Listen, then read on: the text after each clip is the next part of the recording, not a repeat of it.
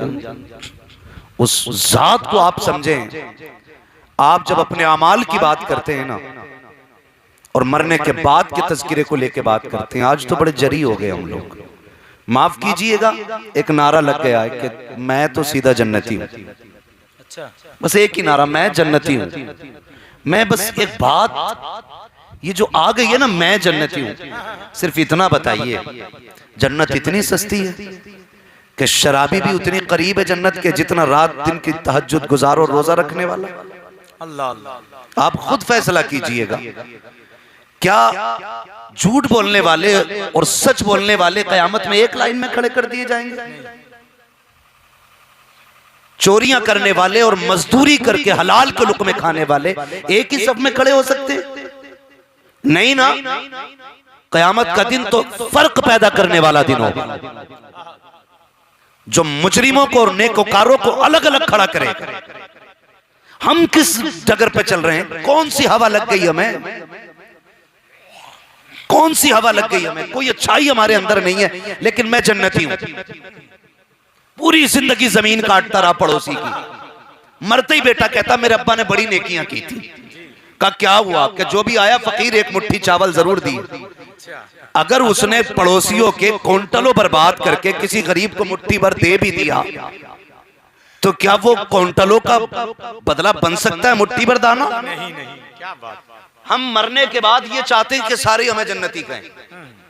यही तो ख्वाब होते हैं ना जी। किसी भी जनाजे में चले जाओ, लोग कहते हैं इसका अब्बा बड़ा नेक था। जी हजरत जी, मेरे अब्बा की नेकियां बहुत हैं, बहुत अच्छे आदमी थे, बड़े शरीफ थे, लेकिन कोई ये नहीं कहता मेरे अब्बा ने कभी पड़ोसी को चैन से जीने नहीं दिया। कोई ये भी नहीं बताता मेरे बाप ने खड़ी खेतियां काटी। कोई ये भी नहीं कहता हमारे हर साल जो बकरीद पर बकरा कटता था वो पड़ोसी के खेत में चरने के बाद बड़ा होता था। ये कोई नहीं बताता है। हमने कितने लोगों के दिल दुखाए हैं। सब अपनी बात करते हैं कि मेरा बाप जन्नती है, मैंने भी बाप की वादा ले ली है। ओ भाई, किस चीज पे अकल रखे हो? तुमसे किसने कह दिया इतनी आसानी से जन्नत मिल जाएगी? पढ़ो इमाम इश्क मोहब्बत को। आप कहते हैं कि लोग इतनी आसानी से कह देते हैं हम जन्नती है। मेरे इमाम ने कहा था अमल की बुनियाद पे नहीं तराना।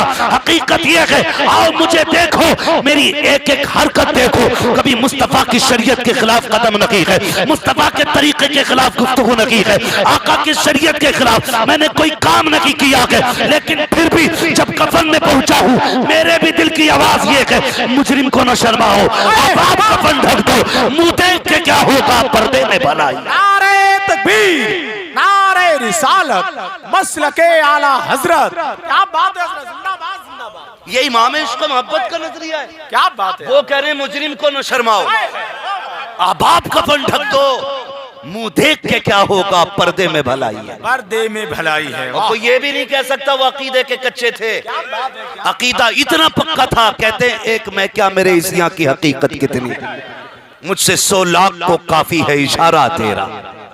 ओ भाई, कभी अपनी नेकियों पे अकड़ना नहीं, कभी नेक काम करने के बाद ना किसी को छोटा नहीं समझना।